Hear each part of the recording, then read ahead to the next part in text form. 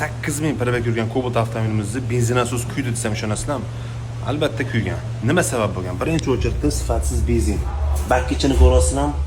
Mana mashina narsa injektor tiqilishiga, bakki zanglab teshilishiga sabab bo'ladi. Ya'ni suv, qum bor. Bu ham mayli. Mana buni kim biladi, nima narsa bu? Qaranglar, mana. Suv tushyapti. Saro nimaligini bilmadim.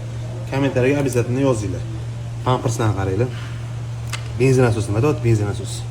Mana suv borligini yana bitta isbot. Xo'p, bularga garantiyasi bor Star World firmasidagi benzin asoslarni qo'yib beramiz. Обязательно испытание o'tgan. O'zim mashinamda shaxsan tekshirib ko'rdim. Klientlarga ham tavsiya qilaman.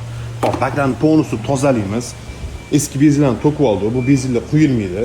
Xo'p, injektorlar ham polностью yechildi. Injektorlar ham tozalanadi. Podachada benzinlar ham va mana filtr nima sababdan qo'yib ketilgan. Qani kim biladi? Buni ham kommentariyaga yozib ketinglar.